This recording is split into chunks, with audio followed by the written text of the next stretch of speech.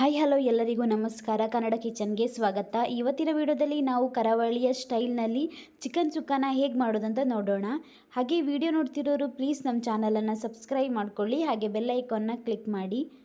Chicken ಸುಕ್ಕ ಮಾಡೋದಕ್ಕೆ ನಾನಿಲ್ಲಿ ಒಂದು ಮಣ್ಣಿನ ಪಾತ್ರೆನ ಇಟ್ಕೊಂಡಿದ್ದೀನಿ.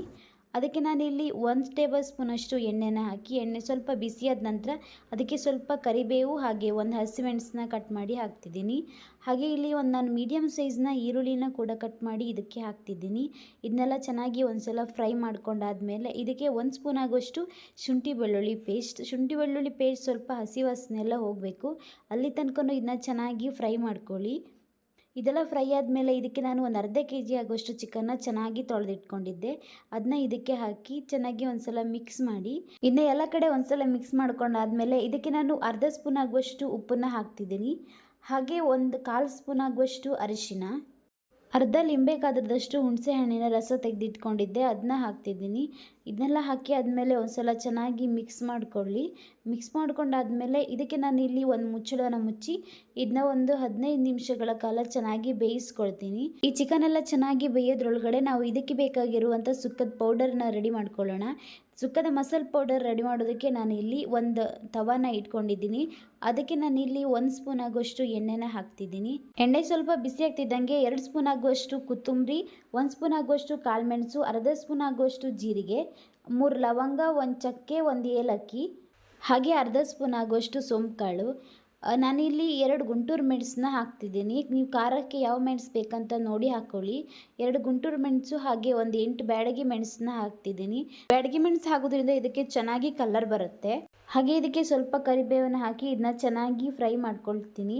ಇದನ್ನ ಒಂದು ಲೋ ಫ್ಲೇಮಲ್ಲಿ ಇಟ್ಟು ಒಂದು 2 ರಿಂದ 3 ನಿಮಿಷಗಳ ಕಾಲ ಚೆನ್ನಾಗಿ ಫ್ರೈ ಮಾಡ್ಕೊಳ್ಳಿ.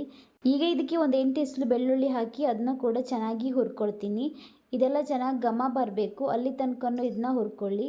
ಇದೀಗ ಹುರಿದಾಗಿದೆ. ಇದೆಲ್ಲ ಬಿಸಿ ತಣ್ಣಗಾದ ನಂತರ ಇದನ್ನ ನಾನು ಒಂದು ಮಿಕ್ಸಿ ಜಾರ್ಗೆ ಹಾಕಿ ಪುಡಿ ಮಾಡ್ಕೊಳ್ತೀನಿ.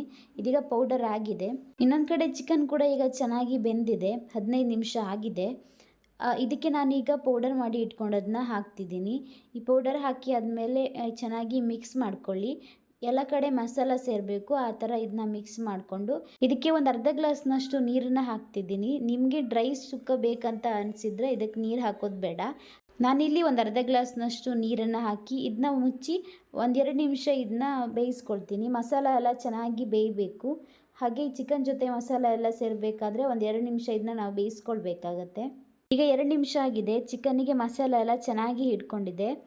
ಈಗ ನಾನು ಇದಕ್ಕೆ ಸ್ವಲ್ಪ ಕಾಯಿ ತುರಿನ ಹಾಕ್ತಿದ್ದೀನಿ. ಟೇಬಲ್ ಸ್ಪೂನಲ್ಲಾದರೆ 1-2 ಟೇಬಲ್ ಸ್ಪೂನಷ್ಟು ಕಾಯಿ ತುರಿನ ಹಾಕಿ ಇದನ್ನ ಚೆನ್ನಾಗಿ ಮಿಕ್ಸ್ ಮಾಡ್ಕೊಳ್ಳಿ. ಈ ಚಿಕನ್ ಸುಕ್ಕ ಅನ್ನಕ್ಕೆ ಹಾಗೆ ನೀರು ದೋಸೆಗೆಲ್ಲ ತುಂಬಾ ರುಚಿಯಾಗಿರುತ್ತೆ ತಿನ್ನೋದಕ್ಕೆ.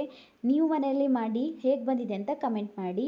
ಇದಕ್ಕೆ ಈಗ ಸಣ್ಣದಾಗಿ ಕಟ್ ಮಾಡಿರುವಂಥ ಕೊತ್ತಂಬರಿ ಸೊಪ್ಪನ್ನ ಹಾಕ್ತಿದ್ದೀನಿ. ನೀವು ಮನೆಯಲ್ಲಿ ಮಾಡಿ, ಎಲ್ಲರೂ ತುಂಬ ಇಷ್ಟಪಟ್ಟು ತಿಂತಾರೆ. ಹಾಗೆ ನಿಮ್ಗೆ ಈ ವಿಡಿಯೋ ಇಷ್ಟ ಆದರೆ ಪ್ಲೀಸ್ ಒಂದು ಲೈಕ್ ಮಾಡಿ, ಶೇರ್ ಮಾಡಿ, ಕಮೆಂಟ್ ಮಾಡಿ. ಹಾಗೆ ನಮ್ಮ ಚಾನಲನ್ನು ಸಬ್ಸ್ಕ್ರೈಬ್ ಮಾಡಿಕೊಂಡು ಸಪೋರ್ಟ್ ಮಾಡಿ. Thank you.